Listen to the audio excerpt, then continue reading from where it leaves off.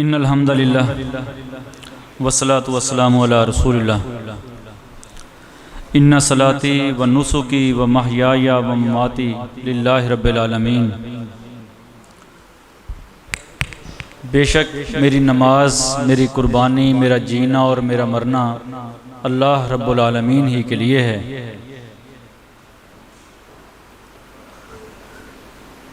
रहीम यार Khan homeopathic doctor form Khanewal से 5 घंटे की मुसाफत के बाद आप दोस्तों के पास आना, यकीनन मेरा और आपका ताल्लुक़ 3 हवालों से है। हम सबसे पहले मुसलमान हैं और मेरा आपके साथ बहैसियत मुसलमान भाइयों वाला रिश्ता है। उसके बाद हम पाकिस्तानी हैं और आप मेरे पाकिस्तानी भाई हैं, मेरी बहनें, मेरी बेटियां। तीसरा मेरा और आपका रिश्ता जो मुझे खानेवाल से आपके पास लेके आया वो है बहैसियत होम्योपैथ डॉक्टर, और ये बड़ा गहरा रिश्ता है और ये अजीब रिश्ता भी है। कोई ताल्लुक ना होने के बावजूद एक बहुत गहरा ताल्लुक है। चेहरा शनासी हो या ना हो, आप मेरे साथी हैं, मैं आपका साथी हूँ। और बहैसियत होम्योपैथ मेरा और आपकी ज़िंदगी का एक ही मकसद है, खल्क़े खुदा को सेहत का सामान मुहैया किया जाए। और ये बहुत बड़ा काम है और ये पैगम्बराना पेशा है। और मैं आपको मुबारकबाद पेश करता हूँ कि आप होम्योपैथ हैं। अल्लाह ने आपको वो हाथ दिए हैं जो शफा बांटते हैं,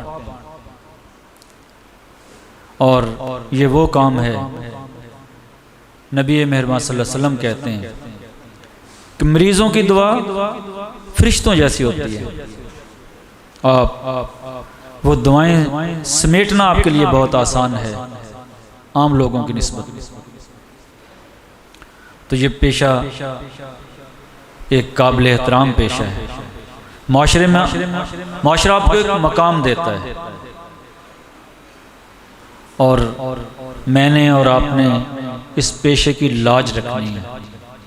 और ये जन्नत का सामान है, ये जन्नत का रास्ता है। सच्ची बात यही है। होम्योपैथी पे बेशुमार मकामात पे गुफ्तगू करने का मौका मिलता रहता है, और मेरी ये कोशिश होती है कि ऐसी गुफ्तगू की जाए को जो जिसमें ग्रामर श्रामर के चक्कर ना हो और आसानी भी हो, मेरे साथियों के लिए मुश्किल भी ना रहे। जो मेरे अपने क्लिनिक के तजुर्बात हैं वो आपके साथ शेयर करके जाएं।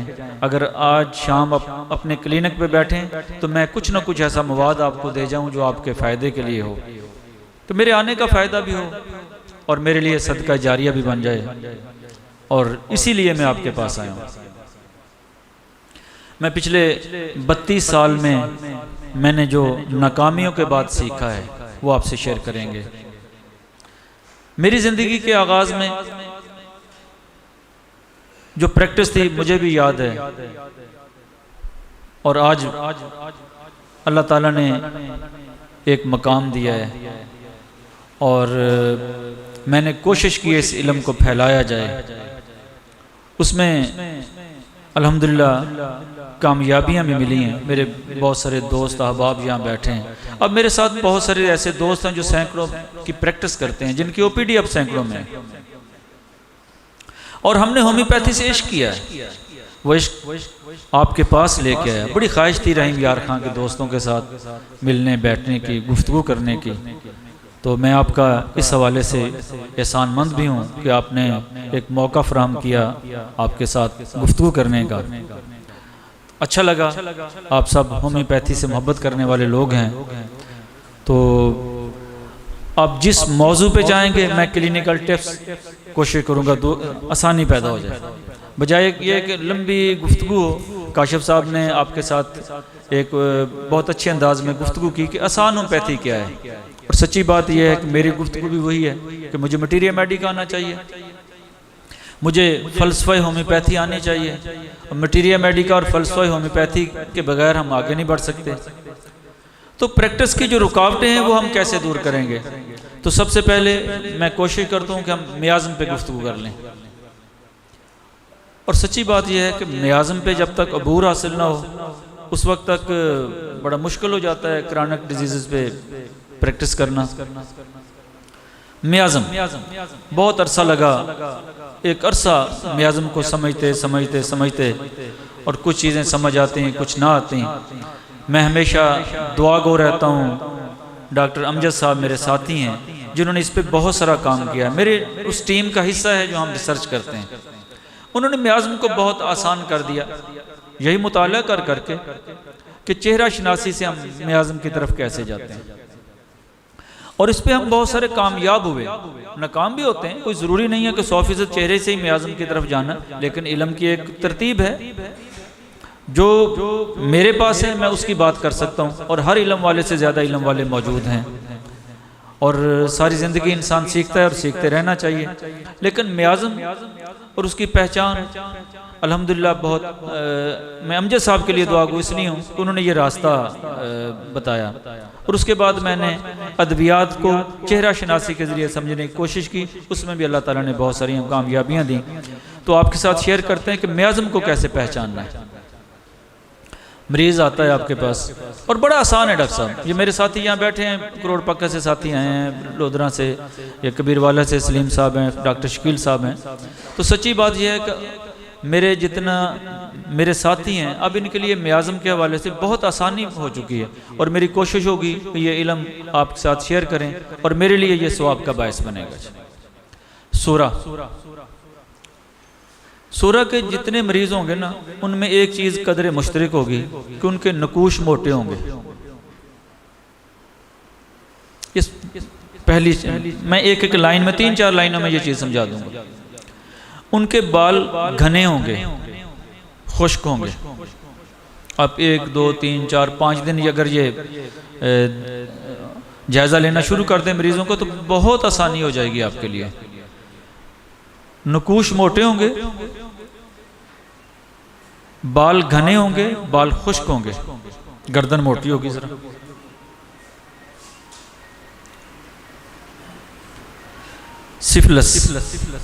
सिफिलिस का मरीज इसके बिल्कुल मुतजाद होगा। नकूश पतले होंगे, बाल कम होंगे, खुसूसन जिस तरह मेरे बाल हैं ना, ये यू शेप में, यहां से कम होंगे। नकूश पतले होंगे, बाल बारीक होंगे और कम होंगे। जल्द पतली होगी, और जल्द का मोटा और पतला होना ये बड़ी आसानी से आप 2, 4, 5 लोगों के देखेंगे तो आपको समझ आ जाएगी। ये देखें ना चुटकी काटें, ये पतली जल्द है। और 16 के मरीजों की जल्द मोटी होगी, हाथ में जरा ज्यादा आएगी, मोटी जल्द होगी। जल्द का पतला होना, नकूश का पतला होना, बालों का कम होना, और अक्सर लोग सफ़ेद रंगत के होंगे, ज़रूरी नहीं है ये। और 16 में क्या होगा? नकूश मोटे होंगे, जल्द मोटी होगी, बाल घने होंगे, बाल खुश्क होंगे। अब साइकोसिस पे आ जाते हैं। इसमें नकूश कोई बड़ा होगा कोई छोटा होगा, कान छोटा हो सकता है, होंठ मोटा होगा निचले वाला, आंख छोटी होगी, बाल अक्सर साइकोसिस के मरीजों ने कंघी पीछे की तरफ किया होगा, बाल ऐसे सीधे उन्होंने कंघा किया होगा, सवारे ऐसे होंगे कि पीछे की तरफ ही गए ये। और जसीम लोग होंगे, मोटे लोग होंगे, और ये साइकोसिस के मरीज की जल्द कहीं मोटी कहीं पतली, एक जैसी नहीं होगी। और ये बहुत आसान पहचान है इसकी।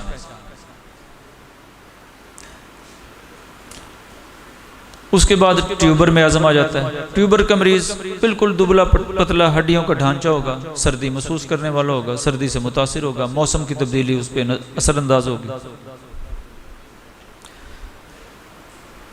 और मेरा ख्याल है कि आप आज से जब मरीज़ों पर यह तवज्जो देना शुरू कर देंगे, सोरा, सिफिलिस, साइकोसिस, तो उसके नतीजे में बहुत सारी आसानी पैदा हो जाएगी।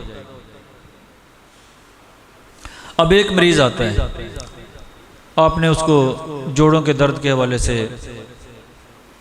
आपने उसे दिया फार्मिकारूफा, घुटनों में सोजन है, दर्द है। घुटनों में सोजन और दर्द की बहुत बड़ी दवाई है फार्मिकारूफा। अब बोरक मटीरियल मेडिका पढ़ें, पहली लाइन पढ़ें, जोड़ों का दर्द जहाँ सोजिश हो, अक्सीर आज़म है, ये लफ्ज़ लिखा हुआ वहाँ। और मेरे अक्सर साथी इसे जोड़ों के दर्द में इस्तेमाल ही नहीं करवाते। अच्छा, हमने उसे फार्मिकारूफा दी है, मरीज़ को अफाका नहीं हुआ, हम क्या करेंगे? मेड्रीनम देंगे। यकीन जानिए मरीज़ ठीक होना शुरू हो जाएगा। मैंने डॉक्टर अली साहब से कुछ चीज़ें सीखी हैं। मैंने जिस साथी से जो चीज़ें सीखी हैं, मेरी कोशिश होती है कि मैं अपने नाम की तरफ मंसूब ना करूँ उनको। जिससे इल्म लिया कम अज़ कम उसका नाम ज़रूर आना चाहिए, उसके लिए दुआ गो रहता हूँ। उन्होंने कहा जी मेड्रीनम ने काम नहीं किया तो उससे अगला म्याज़म दें। अब ट्यूबर पे आ जाएं। ट्यूबर ने काम नहीं किया, उससे अगला म्याज़म दें। एक्सरे पे आ जाएं, कार्सी पे आ जाएं। मेडोरिनम ने काम नहीं किया, ट्यूबर पे आ जाएं। ट्यूबर ने काम नहीं किया तो आप कार्सिनोसिनम पे आ जाएं। कार्सिनोसिनम ने काम नहीं किया तो आप फिर एक्सरे पे आ जाएं। एक्सरे काम नहीं करी, आप सोल पे आ जाएं। हमारे पास बहुत सारे रास्ते हैं जहां हम देखते हैं कि ये रुकावट आ गई, उस रुकावट को दूर करें, दूसरी रुकावट आ गई उसे दूर करें, तीसरी रुकावट आ गई ये दूर करें। ये म्याज़म पे बात हो रही थी, वो काशिफ साहब की गुफ्तगू जब मैं सुन रहा था, तो जो सबसे बड़ी रुकावट मरीज़ों के ना ठीक होने की है ना, जो मैंने अपने 32 साल तजर्बात में सीखा है, हम मरीज़ को ये बता ही नहीं सकते कि आपका इलाज कितना अरसा लगेगा। मरीज़ को बहुत जल्दी होती है, हम भी कहते हैं कोई नहीं, अल्लाह खैर करेगा, जल्दी ठीक हो जाएंगे। मैंने कभी मरीज़ों को नहीं कहा, मैं मरीज़ को कहता इतना अरसा लगेगा। अगर आपको जल्दी है तो जल्दी घूम लें, जब आप थक जाएं तो फिर आ जाना, सब्र से इलाज शुरू कर देंगे। अब एक मरीज़ को 1.5 साल 2 साल एक केस में लगने हैं, आप उसे कहते हैं 2 माह में ठीक हो जाएंगे, दवाई खाएं, बस नहीं ठीक होगा वो मरीज़, मुमकिन ही नहीं है। हर्निया का मरीज़ आ गया है, लंगड़ी के दर्द का केस आ गया, अब कैसे आप उसे 2 दिन में ठीक कर सकते हैं? मुमकिन नहीं है। तरतीब लगेगी, टाइम लगेगा, उसलूब होंगे। इसलिए मरीज़ को ये कह दें कि वक्त इतना दरकार है, सब्र से इलाज करा सकें तो यकीनन हम मंजिल आसान है, मंजिल तक ले जाएंगे। अगर आप रोज़ाना उसकी दवाई बदलते चले जाएं, मरीज़ रोज़ाना डॉक्टर बदलता चला जाए, आप दवाइयाँ तब्दील करते रहें, मरीज़ डॉक्टर तब्दील करता रहे, तो कभी भी शिफा नहीं मिलेगी। ये म्याज़म से बड़ी रुकावट ये है शिफा में। दवाइयाँ नहीं बदलें, नुस्खा दुरुस्त तजवीज़ करें, और उसके बाद मरीज़ को भी कह दें कि आप रोज़ाना की बुनियाद पर डॉक्टर नहीं बदलें। और ये भी म्याज़म है, ये सबसे बड़ा म्याज़म ये है, इसकी रुकावट को दूर करें। अब आते हैं वापस होम्योपैथी की तरफ, फिर एक तरतीब लगाते हैं। मैं जहाँ भी मुझे मौका मिलता है बात करने का, मैं अक्सर दोस्तों से कहता हूँ 3 चीज़ें याद रख लें। आपके पास कोई मरीज़ आता है, तशखीस ज़रूर करें। एनाटमी, फिजियोलॉजी, पैथोलॉजी, बायोकेमिस्ट्री, ये इल्म एक डॉक्टर के पास होने चाहिए, लेकिन होम्योपैथी का इल्म भी तो होना चाहिए ना। फ़लसफ़ा होम्योपैथी को भी तो नज़रअंदाज नहीं ना करना। पित्ते की पथरी का तो तशखीस के साथ पता चल गया है, अब आपने करना क्या? म्याज़म भी देना है, दवाई भी देनी है। मटीरियल मेडिका आएगा तो बात बनेगी ना। तो 3 बातें ये आप भी नोट कर लें, मैंने ये ज़ुबानी याद की हैं, और मेरी कामयाबियों के राजों में से एक राज ये है, मैं मरीज से ये पूछता हूँ, हाँ जी क्या होता है आपको? ये पहला सवाल है, होता क्या है? दूसरा सवाल, कहाँ होता है? क्या होता है, क्या मतलब, एहसास क्या है? आप माइंड सिम्टम ले रहे हैं, एहसास कहाँ होता है? आप मकाम मर्ज लोकेशन की तरफ आ रहे हैं, अजी मुझे यहाँ तकलीफ होती है, आपको इल्म होना चाहिए, यहाँ जिगर है, यहाँ पित्ता है, यहाँ तकलीफ हो रही, नीचे यहाँ अपेंडिक्स हो सकती है। कहाँ होता है? दूसरा सवाल। तीसरा सवाल, कब होता है? और ये तीसरा सवाल बहुत कीमती है। क्या होता है, कहाँ होता है, कब होता है। ये जो कब है ना, ये मोडालिटीज है, कमी बेशी। अफाका कब होता है और ज्यादती कब होती है। अब अगर ये कमी बेशी के चैप्टर को अच्छी तरह पढ़ लेना, होम्योपैथी आसान हो जाएगी। और सच्ची बात यह है कि आसान होम्योपैथी इसी कहते हैं। आप दलेर हो जाएं, होम्योपैथी बहुत आसान है। और ये अल्लाह के राजों में से एक राज है। आप हिम्मत करें, कमर बांध लें, आज से फैसला कर लें। डॉक्टर साहब ने महीने में 5 दवाएं, मैं सच्ची बात कह रहा हूं, मैं इतनी मोटी किताब एक निशिस्त में पढ़ने का आदी हूं। और मैंने कभी ये नहीं सोचा कि यार ये जब किताब हाथ में आएगी तो इसे पढ़ के ही सोना है।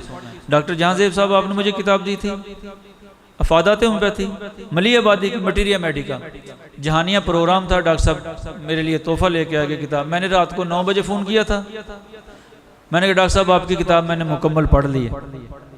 गाड़ी में बैठ के पढ़नी शुरू कर दी, मगरब की नमाज के बाद फिर पढ़नी शुरू कर दी, ईशा की नमाज पढ़ी, फिर पढ़नी शुरू कर दी, किताब मुकम्मल हुई। मैंने फ़ोन कर दी, मैंने कहा जी आपकी किताब मुकम्मल पढ़ ली है। मुताले की रफ्तार भी ये होनी चाहिए। अब 25 साल मनसूबा बना लें मुताले का, ये नहीं, मुताला करें। कम से कम 4 से 5 घंटे तो मुताला होना चाहिए ना। मैं भी एक मरीज पे 1.5 घंटा लगाया करता था, किताबें खोलता था, मटीरियल खोलता था, गाइडें खोलता था। आगाज के दिनों में वो 1.5 घंटा लगा, आज मेरे काम आ रहा है। अब चेहरे से मियाज़म की तरफ जाते हैं, चेहरे से बहुत सारा नुस्खा तजवीज़ कर पाते हैं। मुतालिया अब भी अल्हम्दुलिल्लाह करते हैं। काशिफ साहब से बहुत कुछ सीखा है, जहाँ मौका मिलता है वहाँ सीखते हैं और हमेशा सीखने की कोशिश करते हैं। ये बात होगी क्या होता है।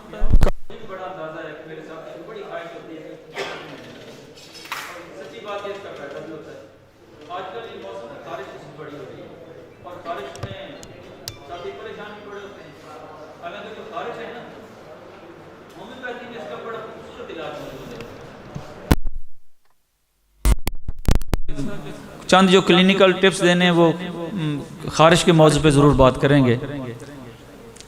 तार खारिश के वाले से पहले बात कर लेते हैं। तार खारिश में आपकी जो बड़ी दवाई है वो ग्रेफाइट्स है। और ये मेरे एक साथी को इसकी तमाम लाइनें याद हैं और इसके बड़े ही केस हैं।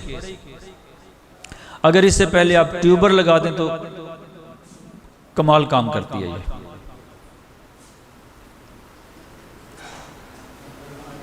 ये खारिश की हद तक बात हो रही है, खुजली खारिश। अब आते हैं खुश खारिश की तरफ। और डॉक्टर साहब ये मैं जो आपसे बात करने लगा हूँ, इंशाल्लाह आप कमाल आपको फ़ायदा होगा इससे, क्योंकि मैं बड़ा अरसा खारिश के मरीज़ों में फंसता रहा और मरीज़ ठीक कम होते, ख़राब ज़्यादा ही होते, और अब अल्हम्दुलिल्लाह ख़राब नहीं होते केस।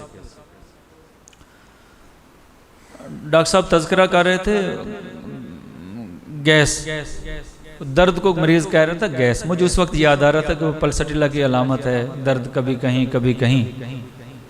अच्छा, मरीज़ को दर्द हो रहा है ना, चलता फिरता दर्द। मेरे साथियों को इल्म है कि इसकी पल्सटिला है, काली बाइक्रोम है, और लेकिन चलती फिरती खारिश की एक ही बड़ी दवाई है, उसका नाम है स्टेफिस गेरिया। मरीज़ खुजलाता है जिस्म के एक हिस्से में, फ़ौरन दूसरे हिस्से में खारिश शुरू हो जाती है, वहाँ खुजलाता है, खारिश तीसरी जगह पे शुरू हो जाती है, वहाँ खुजलाता है, उसके पूरे जिस्म को बार बार कहीं कभी कहीं कभी। तो ये स्टेफिस गेरिया, और फेल नहीं होंगे इंशाल्लाह। 1 में दे दें, मरीज़ को बहुत ज़्यादा खारिश है तो 2-3 दिन लगातार दे दें, फिर दूसरे तीसरे चौथे दिन बाद रिपीट करें, प्लेसबो 7 दे दें। ये खारिश के आपके बहुत सारे केस निकलेंगे इससे। और मेरे साथी अक्सर इसे स्टैफी को इस्तेमाल नहीं करते जल्दी अमराज में। खारिश, नहाने से फाका हो रहा है, धूप में सुइयां चुभती हैं। आजकल सर्दियां आ रही ना, मरीज कहता है डॉक्टर साहब धूप में नहीं निकला जाता, तो नेटर में 200 की एक डोज दे दें, हर दूसरे तीसरे दिन बाद मरीज धूप से मरीज की सुलह हो जाएगी। धूप की जो तंगी है वो मरीज को तंग नहीं करेगी। नहाने से फाका होना, खुश खारिश होना, इसके साथ मरीज़ का सर दर्द है, उसे धड़कन तेज़ है, गर्मी लगती है, तो ये नेटर म्योर। नहाने से ज़्यादती हो जाती है, हाथ पांव जलते हैं, रात को बिस्तर पे खारिश ज़्यादा होती है, मरीज़ ऊपर ओढ़नी ले लेता है, ओढ़नी नहीं लेता तो ये सल्फर। हाँ, अगर यही मरीज़ रात को ओढ़नी ऊपर लेता है, उसे खारिश होती है तो गर्म कपड़ा लेता है, जिस्म को गर्म करता है, फिर आर्सेनिक दवाई। एक एक सिम्टम उस पर आप नुस्खा तजवीज़ करते चले जाएं और बड़ी आसानी के साथ आप नुस्खे तक पहुंच जाएंगे और मरीज़ को अफाका होगा। आर्सेनिक में देता हूँ 1 में हर दूसरे तीसरे दिन बाद प्लेसबो साथ होती है। और इसी तरह नेट्रोम्योर में 200 में अगर बहुत ज़्यादा खारिश हो रही है, नेट्रोम्योर का मरीज़ बेचारा रो पड़ता है इतनी खारिश, तो फिर मैं डेली भी दे देता हूँ, चंद दिन के लिए एक खुराक रोज़ाना 200 में, अफाका हो जाए तो फिर दूसरे तीसरे दिन बाद सल्फ़र। इसी तरह दूसरे और सल्फ़र के मरीज़ आपको ज़्यादा नहीं मिलेंगे खारिश में, हमारे साथ ही सल्फ़र ही देते रहते हैं, फिर फेल ही होते रहते हैं मेरी तरह। सल्फ़र का मरीज़ कम होता है। मरीज़ आया कहता है ये खारिश है, आप पूछें खुश खारिश है? जी खुश खारिश है। खून निकलता है? जी खून निकलता है। अब एक सवाल और करना है, जलन होती है? अगर मरीज़ कहता है जी जलन होती है, खारिश के बाद खून निकलता है, जलन होती है, मेज़ेरियम 1 में दूसरे तीसरे दिन बाद एक खुराक, और इसका बड़ा केस है। और सच पूछें बहुत केस है, हर चौथा पांचवा मरीज मेज़ेरियम का मिलता है, खून निकलता है और जलन होती है। अगर मरीज कहता है जी नहीं जलन नहीं होती, आपको खारिश करने के बाद खुजलाने के बाद खून निकलता है, दर्द होता है, और ये भी आपको मरीज मिलेंगे, तो एलोमीना देंगे आप 1 में। खुजलाने से खारिश हुई, जलन हुई मेज़ेरियम, दर्द हुई एलोमीना, खुजलाने से खून निकलता है, मरीज ऊपर कपड़ा लेता है, जिस्म को गर्म करता है, तो इसकी दवाई फिर आर्सेनिक मेल्बो। और खारिश की ये बड़ी दवाइयाँ 4-5 ही दवाइयाँ हैं, आप यकीन जानिए, आप इन्हीं पे तवज्जो दे लें तो आपका केस खराब। और आप जौहर होम्योपैथी सफ़ा नंबर 115 पढ़ लें, ये सारा वहीं तो लिखा हुआ है। मैंने वो उसके तजर्बात कर करके ये निचोड़ निकाला भी, ये यहाँ ये काम करती, यहाँ ये काम करती। खारिश हो रही है मरीज़ को, जलन बहुत हो रही है, आप खारिश में जहाँ मरीज़ आप महसूस करते हैं कि अफाका नहीं हो रहा, इंथ्रासीनम 1 में दे दें, ये जल्दी अमराज में इंटरकरंट रेमेडी के तौर पे काम करेगी। अगर मरीज़ को बहुत ज़्यादा खुजली हो रही है, बेचारा जलन से बहुत परेशान है, तो आप इसे रिपीट कर सकते हैं बार बार, मरीज़ की जलन आप 1 दिन में कंट्रोल कर सकते हैं। इंथ्रासीनम 1 ये 1 में। अच्छा, खारिश हो रही है निचले धड़ में, अच्छा ऊपर वाले धड़ पे अगर रिंग वर्म है, ददरी जिसे कह लेते हैं, तो बेसिलिनम काम करेगी। अगर टांगों पे ये रिंग वर्म है तो टेलोरियम काम करेगी। ये 200 में दें, दूसरे तीसरे दिन बाद आप हैरान हो जाएंगे, गायब हो जाएंगी ये सारी जितने रिंग वर्म है। और ये सैकड़ों की तादाद में होते हैं, बाज़ का टांगों पे दायरा, एक के ऊपर दूसरा, दूसरे के ऊपर तीसरा, दायरे के ऊपर दायरे चढ़े होते हैं। ये टेलोरियम 200 में दें, हर दूसरे तीसरे चौथे दिन बाद, अब मिस नहीं होंगे, कभी मिस नहीं होंगे। ऊपर वाले धड़ पे बेसिलिन, और ये मैं 1 में देता हूँ हफ्ते में एक खुराक, बाकी आप प्लस को दे दें जो दे दें। अच्छा, मेरी लेडी डॉक्टर्स बैठी, ये छाइयों के लिए आप CPI, अक्सर CPI इतना काम नहीं करती जितनी कालोफैलम काम कर जाती है। कालोफैलम 1 में हर चौथे पांचवें दिन बाद आपके बहुत सारे केस ठीक हो जाएंगे, ये आपके लिए है। अच्छा, और निचले धड़ में खारिश हो रही है, तो ये मुझे डॉक्टर काशिफ इमरान साहब ने 1.5 साल पहले बताया कि इंथ्राकुकाली काम करती है। यकीन जानिए कि कमाल चीज़ है। 30 में बेशुमार की ये टांगों पे खारिश मरीज को हो रही है, ऐसे खुजला रहे, इंथ्राकुकाली 30 में सुबह दोपहर शाम दे दें, ज़्यादा खारिश हो 4 मरतबा दे दें, साथ एक इंथ्रासीनम 1 की एक डोज दे दें, ये आपके केस नहीं फंसेंगे।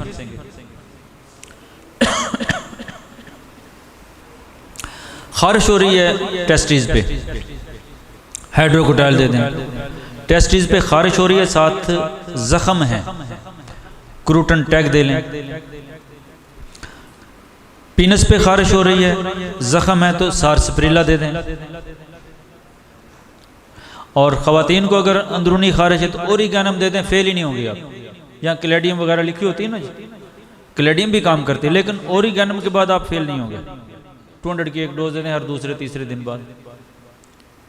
ये बड़ी आसान है होम्योपैथी, लेकिन इसके लिए थोड़ा सा तवज्जो देने की भी ज़रूरत है। और जितनी अद्वियात मैंने यहाँ तज़किरा किया है, मेरी ख्वाहिश होगी एक एक दवाई को आप मटीरिया मेडिका से ज़रूर पढ़ेंगे। जब आप इनको पढ़ेंगे मटीरिया मेडिका से, तो यकीन जानिए आप उसके खदोखाल पूरे अच्छे अंदाज में आपकी समझ आ जाएगी, आपको प्रैक्टिस करनी आसान हो जाएगी। और आपके लिए अल्लाह ताला दस्ते शफा आपको दे। तो ये आसानी पैदा करने के लिए आए हैं, आपने मौजू भी यही रखा है, तो खारिज के हवाले से आसानी हुई। आप जो कहेंगे उस पर बात कर लेते हैं, मुझे जो कह देंगे उस पर टिप्स दे दूंगा जी, मुझे कोई मसला नहीं। मैंने अपने जो मरीजों को देता हूँ वो मैंने आपसे बातें करनी है। फलसफे मुझे आते नहीं हैं, मुझे तो ये पता है कि मैं अपने क्लिनिक पे बैठ के जो करता हूँ वो मैंने आपको दे के जाना है। मैदा, डॉक्टर साहब किसने कहा मैदे का? वो डॉक्टर साहब खड़े हो जाए ना। अच्छा, ये डॉक्टर साहब को देखें ना ज़रा, आपके पास डॉक्टर साहब की पर्सनैलिटी का कोई भी केस आ जाए ना, सच्ची बात है मैं आर्सेनिक को ढूंढता हूँ ऐसे लोगों में। बैठ जाए डॉक्टर साहब, शुक्रिया। अच्छा, अक्सर हमारे यहाँ ये होता है, हम मैदे का मरीज़ आ गया ना, वो कहते हैं जी एच पीलोरी भी पॉजिटिव है जी, गैस्ट्रोस्कोपी भी करवा चुके हैं जी, ओमेप्राजोल 10 साल से खा रहे हैं। मरीज़ बेचारा परेशान होता है, उसने ECG भी 2-3 मरतबा करवाई होती है, दिल का मसला को नहीं, वो आपसे बातें भी बड़ी करना चाहेगा। तो मैं मरीज़ से 3 सवाल करता हूँ, बेचैनी होती है? वो कहता है जी बेचैनी बड़ी होती है। और ये मैदे के मरीजों को बेचैनी होती है, घबराहट होती है जी, घबराहट होती है, खौफ आता है, पता नहीं क्या बनेगा, पता नहीं क्या होगा, कुछ हो ना जाए। और ये आर्सेनिक होते हैं। क्या होता है, कहाँ होता है, कब होता है? तो आर्सेनिकम एल्बम 1 की आप 1 डोज तीसरे चौथे दे दें।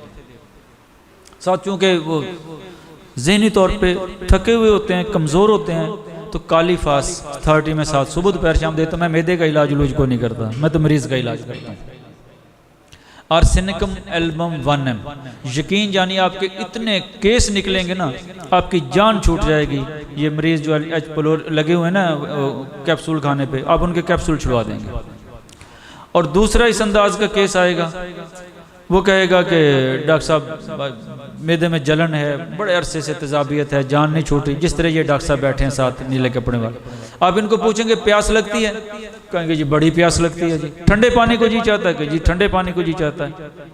और यहाँ भी मसला वही होगा, बेचैनी होगी, घबराहट होगी, ठंडे पानी की तलब होगी, खौफ होगा, पता नहीं कुछ हो जाना है, पता नहीं क्या होगा, कुछ हो ना जाए, यहाँ फास्फोरस दे देंगे। यहाँ भी जान छूट जाएगी मैदे की दवाइयों से, जो अरसे से लोग इस काम में पड़े हुए हैं, और ये बड़ा काम करती है। ये 2 चीजें होगी जनरल। अब मैदे के मरीज को सबसे पहले ये पूछें कि आपको होता क्या है। वही बात गैस वाली ना होना, गैस होता है। डॉक्टर आरिफ साहब बैठे हैं, अगर डॉक्टर साहब की मिजाज के लोग हों तो कहें गैस होता है, तो इनको लाइकोपोडिन देना पड़ेगी, गैस होता है पेट। अगर ये डॉक्टर सलीम साहब बैठे हैं, अगर इनके मिजाज जैसे लोग हों तो शायद ये लाइकोना और रेफनेस देना पड़ जाए। मैं यहाँ 2 सवाल करता हूँ, गैस होता है, अगर इखराज होता है, मरीज जज्बे वाला है, जोश वाला है, कुव्वत वाला है, तो लाइकोपोडिन देंगे, गैस का इखराज हो रहा है। अगर गैस का इखराज नहीं हो रहा तो रेफनेस दे दें। आपके बहुत सारे केस निकल जाएंगे गैस के हवाले से। वो पेट से ऊपर है नीचे, मैं इस फलसफे को नज़रअंदाज कर चुका हूँ, पहले करता रहा हूँ, कार्बो और वो क्या लाइको और चाइना। मैंने अब चाइना के मरीज को पूछने की कौन सी ज़रूरत है आपको कि आपके पूरे पेट में गैस होता है? वो वैसे कमज़ोर होगा, खून की कमी का मारा हुआ होगा, थका हुआ होगा, उसे सांस फूल रहा होगा, पेट उसका बड़ा हुआ होगा, जिस्म उसका सूखा हुआ होगा, आप उसे दे दें चाइना, लेकिन उसके पीछे कमज़ोरी मौजूद होगी ना। आप एक सेहतमंद आदमी को चाइना दे रहे हैं जिसके पूरे पेट में गैस है, तो उसने कभी ठीक नहीं होगा। वो पर्सनैलिटी पे भी जाए, मरीज को भी तो देखें ना, गैस को नहीं देखें। जब गैसेस में ये रेफनेस और लाइको बहुत काम करती हैं, गैस के इखराज में लाइको और रुकावट में रेफनेस, और आपको बहुत केस मिलेंगे इसके। आपको दाएं बाएं जाने की ज़रूरत नहीं पड़ेगी, साथ आप मेड्रीनम दे दें, साइकोटिक केसों में सल्फ़र दे दें, नक्स दे दें आगाज़ में एक आध खुराक। और आपको जो सबसे ज़्यादा मरीज़ मैदे का मिलता है ना, हम सवालात में गलती करते हैं, क्या होता है यहाँ गलती करते हैं। जो मैंने आपको पहले आगाज़ में बात की है ना कि होता क्या होता है, ये बड़ा कीमती सवाल है। आप उसे पूछें होता क्या है, मरीज़ के साथ में बात को तो सवाल का जवाब दो, वो बोझ होता है। और ये बोझ के मरीज़ आपको 80% मिलेंगे। फम मैदा पे बोझ होगा, मरीज उस बोझ को गैस कहेगा, उसको तेजाबियत कहेगा, हालांकि उसे बोझ है यहाँ, और ये बड़ा केस है। अच्छा, यहाँ बोझ देखें, आजकल जो हमारी खुराक है वो सारी तली हुई चीज़ें हैं, ये बाज़ार से बेकरी जितनी चीज़ें, और ये सारी मैदे वाली चीज़ें, सारे पल्सरीला आपको मिलेंगे यहाँ। और पल्सरीला में होता क्या, बोझ होता है। सवाल आप 2-3 कर लें, तसल्ली के लिए सवाल करने चाहिए ना। प्यास कम लगती है, मैदे पे बोझ होता है, सर भारी होता है, पाँव जलते हैं, प्यास कम लगती है। और ये पल्सरीला बहुत मिलेंगे आपको। आप उस पल्सरीला दे दें 1 ml में, तीसरे चौथे दिन बाद एक खुराक प्लस वो 7 दे दें सुबह दोपहर शाम, आपका केस मिस नहीं होगा इंशाल्लाह। दूसरा बोझ ब्रायोनिया में पाया जाएगा। अच्छा, ब्रायोनिया में पल्सरीला का मरीज रोने वाला होता है, नरम दिल होगा, यहाँ गुस्से वाला होगा। आप सवाल कर लें गुस्सा ज़्यादा आता है, वो कहेगा जी गुस्सा ज़्यादा आता है। थोड़ा पल्सरीला आप 2, 4, 5 मरीजों को देखेंगे तो वो मतीन से लोग होंगे, ब्रायोनिया वाला गुस्से वाला होगा, थोड़ा चेहरे से भी अंदाजा हो जाएगा, उसे प्यास ज़्यादा लगेगी, थका हुआ होगा, कब्ज़ होगी। तो आप ब्रायोनिया 200 में दे दें, 1 ml में दे दें, तीसरे चौथे दिन बाद बोझ के हवाले से। उसके पाँव जलते हैं तो साथ सल्फ़र लगा दें, यहाँ मेड्रीनम लगा दें। कंगा पीछे की तरफ किया होगा तो मेड्रीनम लगा दें, नहीं किया तो सल्फ़र दे दें। कितना आसान है, आसान है ना होम्योपैथी।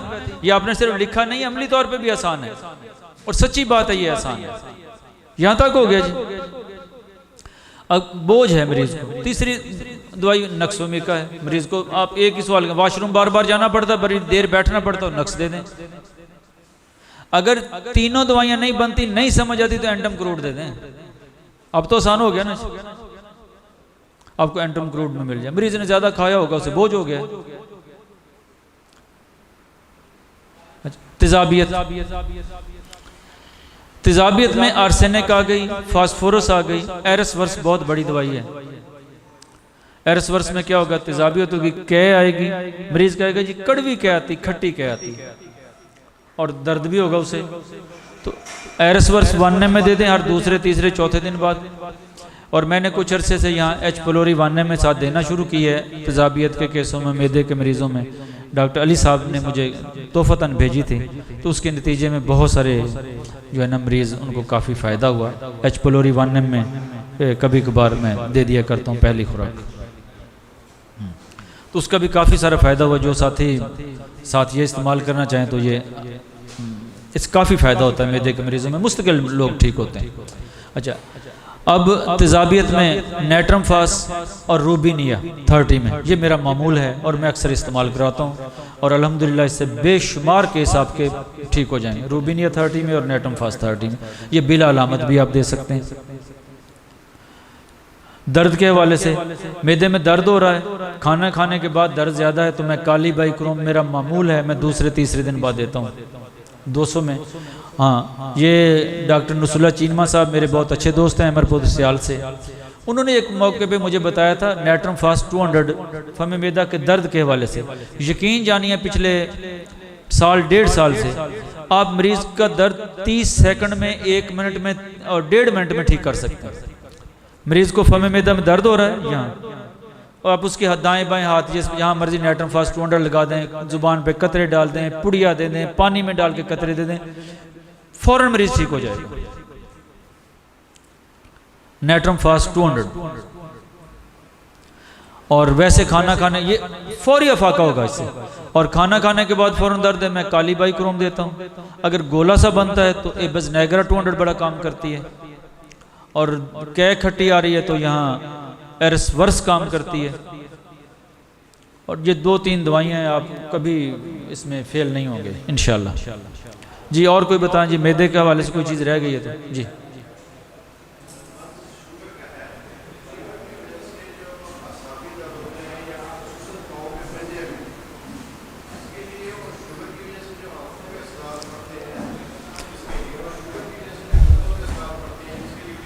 जी शुगर पे बात कर लेते हैं ना जी।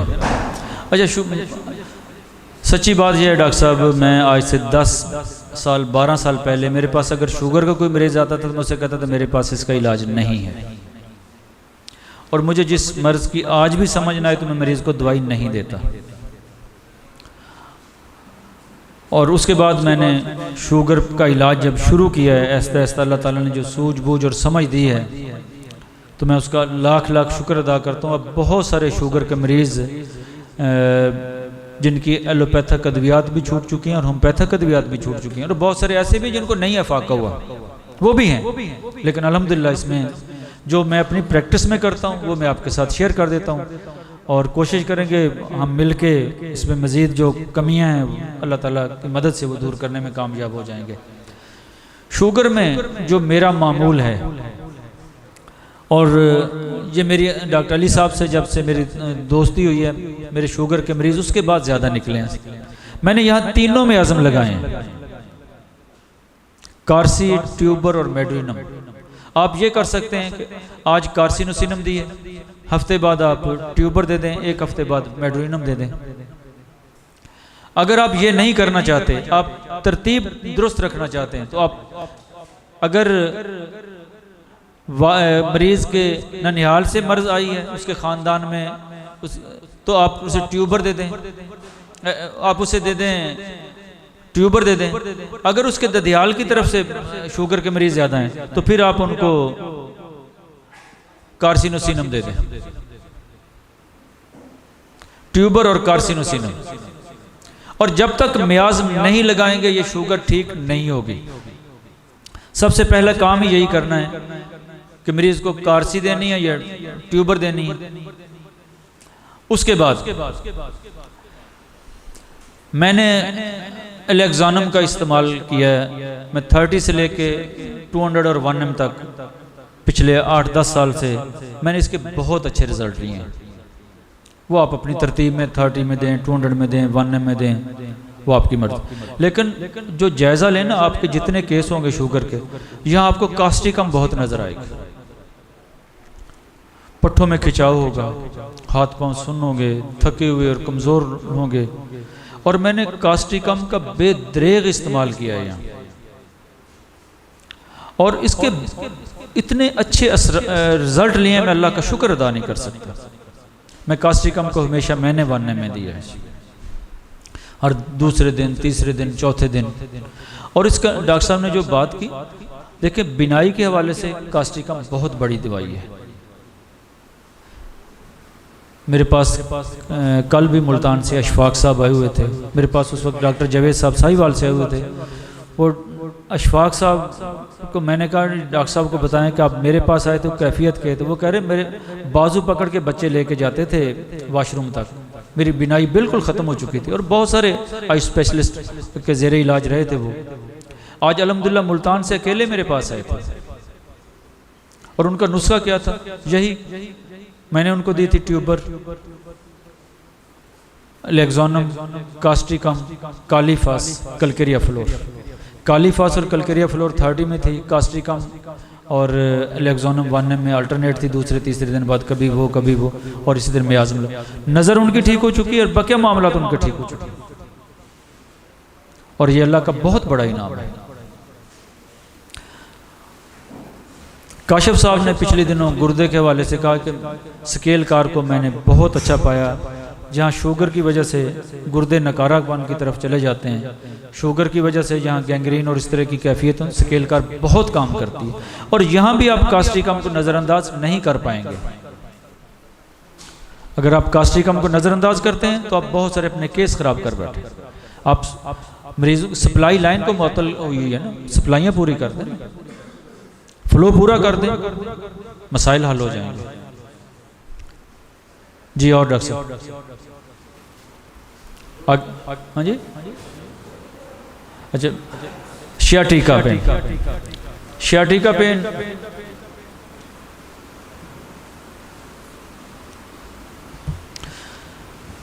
लंगड़ी के दर्द का मरीज, सच्ची बात यह गुर्दों की तरह ये शियाटिका पेन का मरीज होम्योपैथी के लिए बड़ा आसान भी है, और इसका इलाज भी आपके पास है। गुर्दे का मरीज जहाँ कहीं भी हो ना, वो कहता चलो यार पथरी छतरी है जो हम डॉक्टर के पास चले जाओ। आप थोड़ी सी दिलेरी करें ना, ये सियाटिका के केस भी आपके पास ही आएंगे और इसका इलाज भी आपके पास है, और इसका इलाज आसान भी बहुत है। और होम्योपैथी वैसे ही आसान है, सच्ची बात यही है। डॉक्टर फहीम साहब ऐसा ही है ना। सियाटिका में मरीज में आता है आपके पास, दाईं टांग में दर्द है। चलो मैं इससे पहले थोड़ा सा और तरतीब लगाता हूँ। मरीज को दर्द है, जो आपने सवाल करना है ना, एक सवाल करेंगे ना बहुत सारी आसानी हो जाएगी। चलते हुए दर्द में अफाका होता है, मरीज कहेगा जी अफाका होता है, तो रेस्टॉक्स। बैठे हुए अफाका होता है, निफाइलम। लेटे हुए अफाका होता है, अमोनियम म्योर। चलते हुए अफाका होना रेस्टॉक्स में पाया जाएगा। और ये जाके मटीरियल मेडिका में पढ़नी है ये चीज़ें, ताकि तस्दीक के लिए 2-4 अलामात आप बकिया भी ले लेंगे। बैठे हुए अफाका होना निफाइलम में, और लेटे हुए अफाका होना अमोनियम म्योर में पाया जाएगा। दबाने से अफाका होना मैगफास में पाया जाएगा, कोलोसेंथ में पाया जाएगा। देखें आप एक अलामत पे दवाई दे सकते हैं। और सियाटिका में होता क्या है, मरीज को यही तो होता है, ये उसे लेटने से अफाका होगा, ये चलने से अफाका होगा, ये बैठने से होगा, ये दबाने से अफाका होगा। अगर ये नहीं है, आप पूछें खिंचाव होता है, वो जो टांग में पूरी में खिंचाव है जी, सुन है तो कास्टिकम दे दें। अच्छा, ये जितनी दवाइयों का मैंने तो मैं 1 में देता हूँ, दूसरे तीसरे दिन बाद मरीज को दर्द ज्यादा होती 2-3 दिन लगातार। और इसके साथ इंटरकरंट रेमेडी के तौर पे मैं हाइपेरिकम का इस्तेमाल करता हूँ 1 में। तो काशिफ साहब ने बताया कि बाईं टांग में अगर दर्द है और सिम्टम आपको लेने की जरूरत नहीं है, तो एक ही दवाई। डॉक्टर साहब कौन सी दवाई जी? विस्कमेल्बम। और यकीन जानिए ये भी बड़ा काम करती है, ब्लड प्रेशर भी कंट्रोल कर देगी और टांग का दर्द भी ठीक हो जाएगा बाईं टांग में बिला अलामत। एक और दवाई, और मेरे क्लिनिक में बहुत इस्तेमाल होती है, वेरेट्रम एल्बम सियाटिका में। मरीज की टांग ठंडी है, दाईं है या बाईं है, आप पूछते हैं टांग ठंडी तो नहीं दर्द के साथ, और ये अक्सर मरीज आते हैं वो कहते हैं ये टांग ठंडी हो जाती है दर्द के साथ, वेरेट्रम एल्बम 1 में दे दें। और जब तक उसकी टांग गर्म नहीं होगी दर्द नहीं रुकेगा। क्या होता है, टांग में दर्द होता है, ठंडी होती है ना, वो पहले वाला सवाल नजरअंदाज नहीं करते। आप होम्योपैथ हैं, सियाटिका तशखीस है, लेकिन सच्ची बात यह है कि आप तशखीस की बुनियाद पर भी चलें, साथ अलामात को नज़रअंदाज नहीं करें। अगर अलामात को नज़रअंदाज करेंगे तो प्रैक्टिस में निखार नहीं पैदा होगा, और हम फलसफे को नज़रअंदाज करके आगे नहीं बढ़ सकेंगे। हानीमान ने यही तो कहा है, मरीज की अलामत और दवाई की अलामत मिल जाए तो दे दें। मरीज की अलामत क्या है, टांग ठंडी है, दवाई की अलामत क्या है, जिस्म ठंडा है। और मैंने ये सैकड़ों नहीं हजारों केसों में दी है वेरेट्रम एल्बम, हजारों में, और उसके बाद केस ठीक हुए जी। सियाटिका के बाद आते हैं जी हर्निया की तरफ। मेरी कोशिश है कि वो चीज़ें आपसे शेयर करें जो आसान भी हों और मज़ा भी आए आपको प्रैक्टिस में, और सिम्टम भी। अच्छा, हर्निया में पिछले 4-5 साल से, ये तो नहीं कहना चाहिए 100%, सच्ची बात है कि 100% रिजल्ट हैं। अब शायद कोई एक आध कोई केस फंस जाए तो फंस जाए, वैसे अल्हम्दुलिल्लाह कभी केस नहीं फंसा। और एक ही सवाल करके दवाई लिख देता हूँ, सिर्फ एक सवाल करता हूँ, दाईं तरफ है बाईं तरफ, हर्निया दाईं तरफ है तो लाइको देता हूँ 30 में सुबह दोपहर शाम, बाईं तरफ है तो नक्समी का देता हूँ 30 में सुबह दोपहर शाम। आप सोचेंगे हम भी यही करते हैं, नहीं, इसके साथ आप इसे गलत कहें, ठीक है, मैं आर्निक और रेस्टॉक्स देता हूँ 200 में, आर्निक और रेस्टॉक्स। आप एक दिन आर्निका दे दें, अगले दिन रेस्टॉक्स दे दें, एक दिन वो साथ ये नक्स और लाइको दे दीजिए, आपका केस नहीं फंसेंगे, यकीनन नहीं फंसेंगे आपके केस। और आप मेरे लिए दुआ को रहेंगे, हर्निया का केस नहीं आज के बाद फंसेगा आपको, और कमाल हो जाएगी। आप अगर ज्यादा मसला थे एक दिन में दोनों दे सकते हैं, जो साथी सिंगल प्रैक्टिस करते हैं वो 2 घंटे का वक्फा करके आर्नी का और रेस्टॉक्स का, शाम के वक्त आर्नी का दे दें, रात को रेस्टॉक्स दे दें, मगरब तक तीनों मुकम्मल कर दें डोजें नक्स की और उसकी। यकीन जानिए आपका केस हर्निया का नहीं फंसे। अच्छा, मैं 2-3 मिनट और लूँगा, उसके बाद पित्ते की पथरी के हवाले से बात करते हैं। मैं बात वो करूं जो आसान भी हो और जिसके केस बहुत सारे होते हैं, जो हमारे पास जिसका आसान हल है। और पित्ते की पथरी का केस भी बहुत फंसता है, मुझे भी अंदाज़ा है। मेरा केस भी फंसा करता था कभी, अब नहीं फंसता इंशाल्लाह। एक तो आप जिस अंदाज की आपकी अपनी प्रैक्टिस है उस अंदाज को नहीं छोड़िएगा। देखिए हर साथी का अपनी कुर्सी पे बैठे हुए एक अपना तजर्बा होता है, आप उसे कभी नज़रअंदाज नहीं करें। और जो चीज़ें आप जहाँ से सीखें आप उसके साथ उसे एडजस्ट करने की कोशिश करें। मैं बहुत सारे दोस्तों से मैंने बहुत कुछ सीखा है, लेकिन मैंने अपनी तरतीब में उनको लगाया है। तो मैं जो पित्ते की पथरी के हवाले से चाइना को देना, अपने अल्फाज में कह रहा हूँ, मैं फ़र्ज़ समझता हूँ कि पित्ते की पथरी में चाइना 1M देना मेरे क्लिनिक में फ़र्ज़ है। और अगर आप चाइना नहीं देते तो इसका मतलब ये है कि पित्ते की पथरी फिर बार बार, फिर आप उसे एक मरतबा ठीक करेंगे, वो पानी बनेगी, दोबारा फिर बन जाएगी। चाइना देने के बाद आप मुतमिन हो जाए दोबारा नहीं बनेगी। और ये 1M में मैं देता हूँ हर 4-5 रोज़ बाद। कोलेस्ट्रीनम 1M में हफ्ते में 1 खुराक। कलकेरिया बेलरी 30 में सुबह दोपहर शाम, और नेटम सल्फ 20 साहब। डॉक्टर साहब आपका मरीज कभी आपका आके ये नहीं कहेगा कि मुझे फ़र्क नहीं पड़ा, और ये नहीं कहेगा आराम नहीं। और मैं कह सकता हूँ ये भी इसकी जो है ना 90% से ज़्यादा क्योर रेट है इसका, और ये 90% बहुत है। अब आपका मरीज़ चावल नहीं छोड़ता, पराठे नहीं छोड़ता, तो आपकी दवाई का कसूर नहीं है। आपका मरीज़ अगर नागे करता तो आपकी होम्योपैथी का कसूर नहीं है। ये बातें मैंने आगाज़ में की हैं कि कौन कौन सी रुकावटें हैं जहाँ मरीज़ ठीक नहीं होते।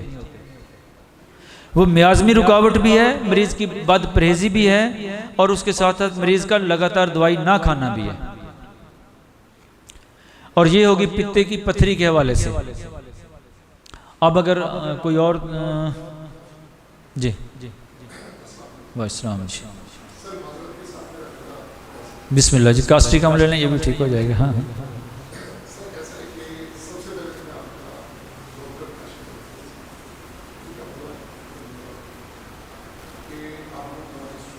बिस्मिल्लाह।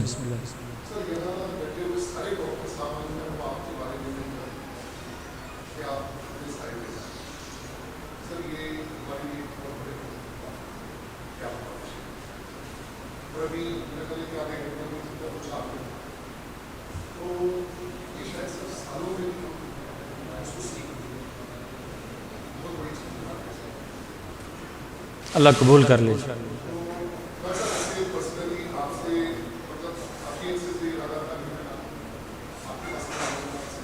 जी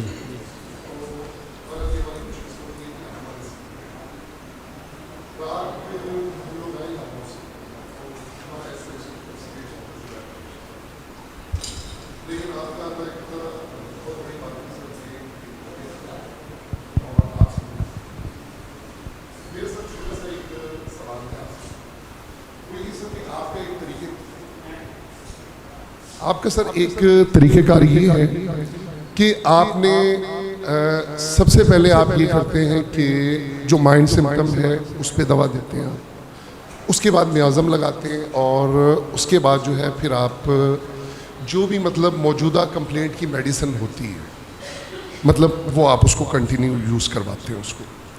अच्छा सर, मैं ये पूछना चाह रहा हूँ कि बाज़ औक़ात ये होता है कि एक ही मेडिसिन जो है वो तमाम सिम्टम्स को कवर कर लेती है, तो अगर वहाँ क्योंकि कोई भी मेडिसिन है सर उसका कोई ना कोई म्याज़म तो है, मतलब विदाउट म्याज़म तो कोई नहीं। हाँ, इसमें डीप एक्टिंग शार्ट एक्टिंग जो है वो हम कह सकते हैं उसमें कि भाई ये इसमें थोड़ा सा फ़र्क होता है कि कोई दवा जो है वो थोड़े टाइम के लिए काम करती है और कोई दवा ज़्यादा टाइम के लिए काम करती है। तो अब जैसे मेरा एक केस था वो लाइकोपोडियम 30 से तकरीबन क्योर हो गया सर, बहुत बड़ा केस था वो, यानी वो सालों से जो है वो चल रहा था हॉस्पिटल्स में, डॉक्टर्स में, लेकिन माशाल्लाह 8-10 माह से वो बच्चा बिल्कुल क्योर हो गया। तो मुझे ये बताएं सर कि इसमें म्याज़म जो है वो लाजमी म्याज़मेटिक दवा लाजमी देनी है या मतलब, अच्छा दूसरी सर मुझे कन्फ्यूजन ये है, आपके सर बहुत ज़्यादा लेक्चर नहीं है, थोड़े से लेक्चर हैं, बहरहाल वो मैंने सब सुने, मैंने बहुत अच्छे तरीके से मैंने सुने उसमें। तो उसमें सर अपने तरीके से तो आपने बड़ा सिंपली बताया कि इस तरह कर लें, लेकिन कन्फ्यूजन ये होती है म्याज़म को समझना सर बहुत मुश्किल होता है। जी बिस्मिल्लाह। डॉक्टर साहब ने कह रहे हैं कि म्याज़म लगाना ज़रूरी है। ये आगाज़ में जो गुफ्तगू हुई है उसमें इसका जवाब मौजूद था कि जहाँ रुकावट आएगी वहाँ देंगे। सर मैं डॉक्टर खालिद महमूद भट्टी साहब और डॉक्टर शाहिद नदीम साहब, इनका बहुत शुक्रगुजार हूँ कि इन्होंने आपको इनवाइट किया और हमसे आपकी मुलाकात कराई। RSDF की पूरी टीम का शुक्रिया। बिस्मिल्लाह। तो डॉक्टर साहब ये है कि जहाँ रुकावट आएगी तो उसे दूर करेंगे ना। अगर रुकावट ही नहीं तो दूर कैसे करेंगे आप? कराना कमराज और एक्यूट में फ़र्क। लाइको को आपने तज़किरा किया, लाइको गहरी दवाई है ना, अगर उसके साथ भी आप एंटी मियाज़मेटिक मेडिसिन लगा देंगे तो रफ्तार तेज़ हो जाएगी, आपके साथ तामन ही करेगा ना जी। अब मेरा एक केस है करोड़ पक्का से, ब्रेन ट्यूमर का केस है। मैंने कलकिरिया कार्ब अकेली दी, मैंने कोई म्याज़म नहीं वहाँ दिया। कलकिरिया कार्ब बहुत गहरी दवाई है, 1 में दे रहा हूँ, चौथे केस तकरीबन 80% ठीक हो चुका है। मैंने उसके साथ कोई म्याज़म नहीं लगाई है। आप जब अपनी प्रैक्टिस कर रहे होते हैं सिचुएशनल अंदाज में भी तो चलते हैं ना, मौजूदा कैफियत क्या है। मैंने वही देखा, एक मेरी तरतीब है, एक आपकी अपनी सीट पे बैठी हुई तरतीब है, डॉक्टर साहब की एक अपनी तरतीब है। आप अपनी तरतीब को नहीं छोड़ेंगे, उसमें जो इल्म आप मटीरियल से ले रहे हैं, लेक्चर से ले रहे हैं, आप मुताले से ले रहे हैं, साथ उसे शामिल करते चले जाएँ ताकि मिल के हम अल्लाह की मखलूक के साथ भलाई बेहतर अंदाज में कर सकें। टारगेट तो वही है ना जी, आप मरीजों की भलाई कैसे कर सकते हैं और अल्लाह की रज़ा के लिए आपने काम करना है। इसके अलावा तो कोई और चीज़ से तो पनाह मांगनी चाहिए ना, कि बंदे का टारगेट ही कोई और हो। एक ही तो टारगेट है, मेरा अल्लाह राजी हो जाए, उसकी मखलूक की खिदमत कर लें। 4 दिन की तो ज़िंदगी है, आपकी एक एक छोटी छोटी चीज़ों का हिसाब नहीं अल्लाह ने लेना। फमन यामल मिस्काल ज़र्रतिन खैरन यारा व शर्रन यारा, वो क्या है? यही तो है ना, मेरा यहाँ खड़ा होना, मेरी गुफ्तगू करना, मेरा क्लिनिक पे बैठना, आपका यहाँ बैठना, आप बातें करना, ये अल्लाह ने ऐसे ही हमें पैदा कर दिया। वो कहता है मैं आपको ऐसे ही जन्नत में भेज दूंगा। उसके लिए कुछ ना कुछ तो जमा तफरीक करेगा ना, वो भी, हम भी तो हिसाब करते हैं, उसने नहीं करना, बस उसकी रहमत की उम्मीद रहनी चाहिए।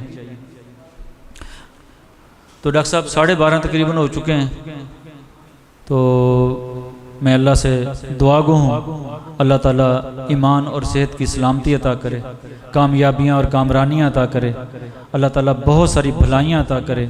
नशा पिला के गिराना तो सबको आता है, मज़ा तो जब है जो गिरतों को थाम ले साकी, कटी है रात जो हंगामाए खागिस्तरी में तेरी, सहर करीब है अल्लाह का नाम ले साकी। अस्सलामु अलैकुम रहमतुल्लाह।